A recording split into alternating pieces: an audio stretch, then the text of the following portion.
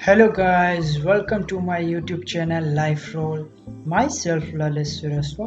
This video is about exception handling.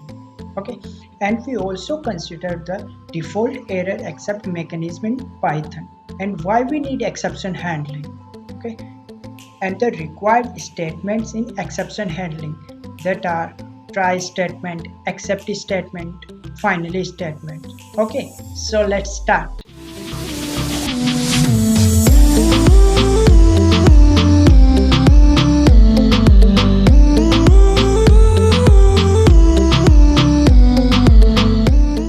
So the first thing that I have to cover in this video is what is exception handling.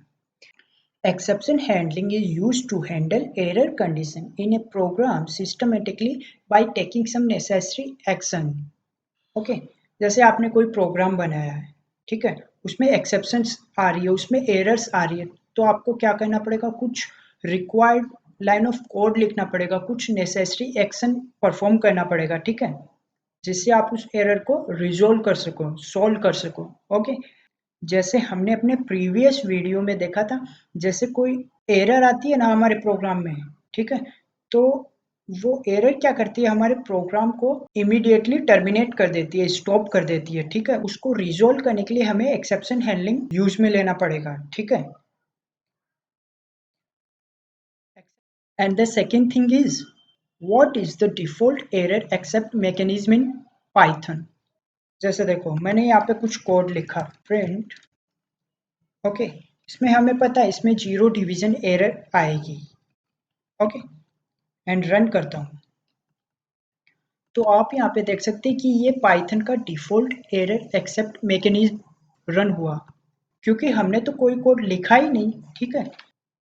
यहाँ पे जैसे error आई तो उसको handle कौन कर रहा है, पाइथन खुद कर रहा है, ठीक है, हमने कोई कोड नहीं लिखा है। तो ये क्या है, ये पाइथन का डिफॉल्ट एरर एक्सेप्ट मैकेनिज्म है।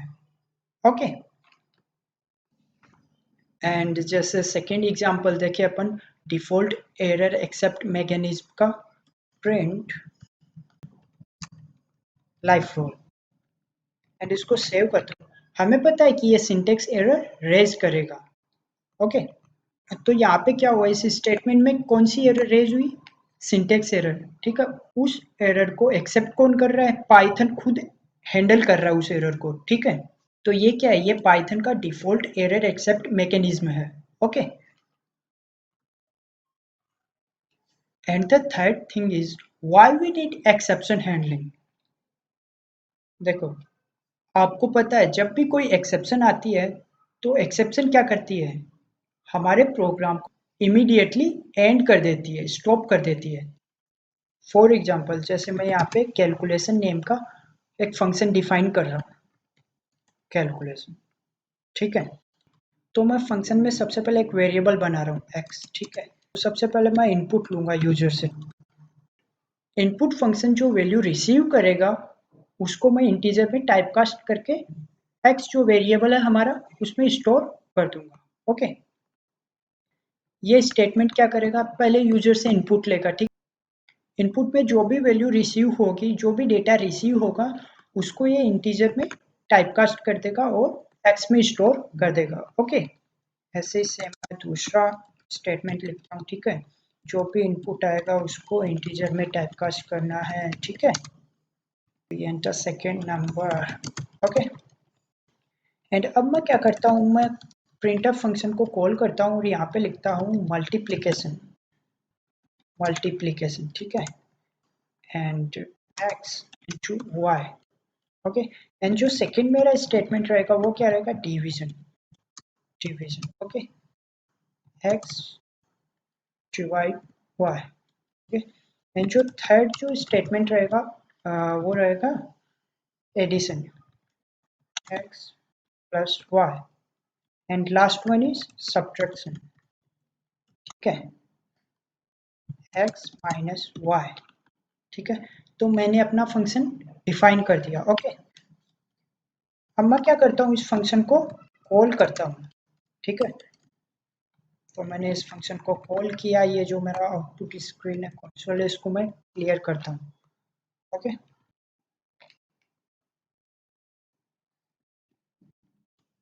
तो अभी अपन क्या करते हैं, अपनी फाइल को सेव करते हैं एंड रन करते हैं।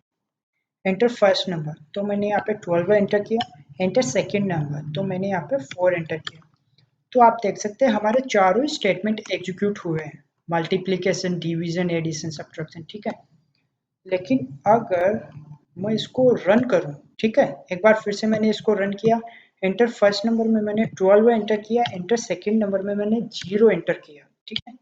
तो ये एक्सेप्शन रेज कर रहा है, एरर रेज कर रहा है, ठीक है। क्या एरर? 0 डिवीजन एरर, ठीक है। कौन से वाले स्टेटमेंट में? सेकेंड वाले में, ठीक है। क्योंकि मैं यहाँ पे क्या करवा रहा हूँ, डिवाइड कर रहा हूँ x को y से, मतलब 12 को 0 से, ठीक है। तो इसने रेस की 0 डिवीजन एरर, ठीक है। तो हमारा पॉइंट क्या था, why we need exception handling. तो देखो यहाँ पे क्या हो रहा है, हमने ये कोड लिखा, ठीक है, लेकिन एग्जीक्यूट क्या हो रहा है, सिर्फ ये लाइन एग्जीक्यूट हो रही है, जहां से एक्सेप्शन आई उसके नीचे वाला कोड एग्जीक्यूट नहीं हो रहा है, ठीक है। तो इन्हीं सिचुएशन को हैंडल करने के लिए अपन एक्सेप्शन हैंडलिंग यूज करते हैं। जैसे देखो अब इस प्रोग्राम को मेरे को अच्छे से एग्जीक्यूट करवाना है, ठीक है। मेरे को चाहिए कि अगर एरर आए भी तो ये दो स्टेटमेंट मेरे प्रिंट हो, क्योंकि अब क्या हो रहा है, अब जैसे ही एक्सेप्शन आ रही है ये प्रोग्राम इमीडिएटली एंड हो रहा है, स्टॉप हो रहा है, ठीक है। और ये जो नीचे वाले स्टेटमेंट है ये मेरे प्रिंट या फिर अपन बोल सकते हैं एग्जीक्यूट नहीं हो रहे हैं, ठीक है। तो अपन क्या करते हैं, इसको हैंडल करने के लिए एक्सेप्शन हैंडलिंग यूज करते हैं, ठीक है। एक बार मैं क्या करता हूँ, ये जो फंक्शन है इसको मैं पूरे को कमेंट कर देता हूँ, ठीक है। इसको अपन रिजोल्व करेंगे इसी वीडियो में, लेकिन कुछ टाइम बाद में, okay, after some time, okay.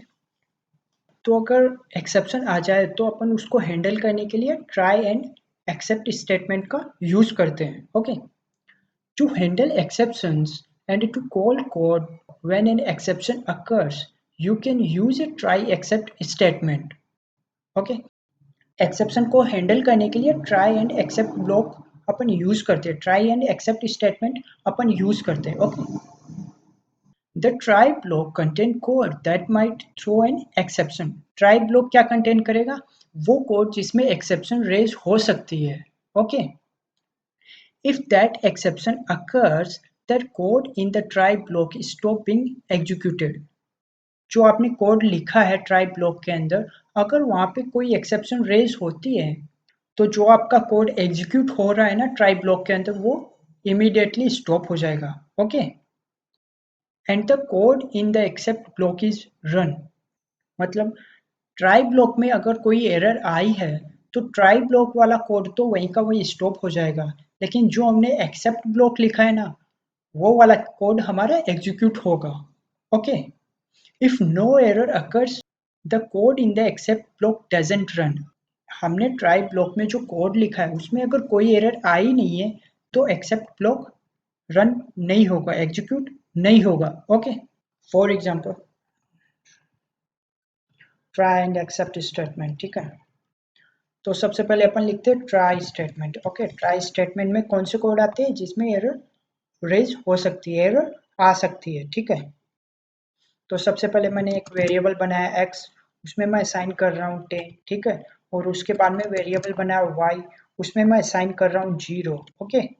And जो मेरा तीसरा स्टेटमेंट रहेगा वो क्या रहेगा, x divide by y, okay. And जो फोर्थ स्टेटमेंट रहेगा वो रहेगा done calculation, done calculation, okay. हमें पता है कि यहाँ पे एरर आएगी, ठीक है। क्या एरर आएगी, 0 डिवीजन एरर, ठीक है। तो अपन क्या करेंगे, हम एक्सेप्ट ब्लॉक का यूज करेंगे, except 0 division error, okay. Print an error occur, print an error occur. और एक्सेप्ट ब्लॉक क्या प्रिंट करेगा, an error occur, okay, due to 0 division, ठीक है। मैं क्या करता हूँ, मैं मेरा आउटपुट स्क्रीन क्लियर करता हूँ। अपन क्या करते हैं, पहले अपन कोड रन करते हैं, ओके। तो ये कोड एग्जीक्यूट कैसे हो रहा है वो समझो आप। ठीक है। एंड जैसे ट्राई ब्लॉक एग्जीक्यूट होना स्टार्ट होगा तो सबसे पहले देखो यहाँ पे क्या एरर आएगी, जीरो डिवीजन एरर। क्यों? क्योंकि x में वैल्यू है 10 एंड y में है 0। ठीक है, तो यहाँ पे ये जीरो डिवीजन रेज करेगा एंड जैसे ही जीरो डिवीजन रेज करेगा ट्राई ब्लॉक टर्मिनेट हो जाएगा। ट्राई ब्लॉक के अंदर जो कोड है वो वहीं का वहीं टर्मिनेट हो जाएगा। ठीक है, एंड जो ये नीचे वाला कोड है ये एग्जीक्यूट नहीं होगा। एंड जैसे जीरो डिवीजन एरर रेज हुई, ठीक है, तो एक्सेप्ट ब्लॉक में हमने क्या लिखा है, एक्सेप्ट जीरो डिवीजन एरर। तो एक्सेप्ट ब्लॉक क्या करेगा, उस एरर को एक्सेप्ट कर लेगा। ठीक है, एंड प्रिंट क्या करेगा, an error occur due to zero division error. Okay, हम अपनी फाइल को सेव करेंगे एंड रन करेंगे। ओके, तो आप देख सकते हैं। Thank you, have a good day, bye bye.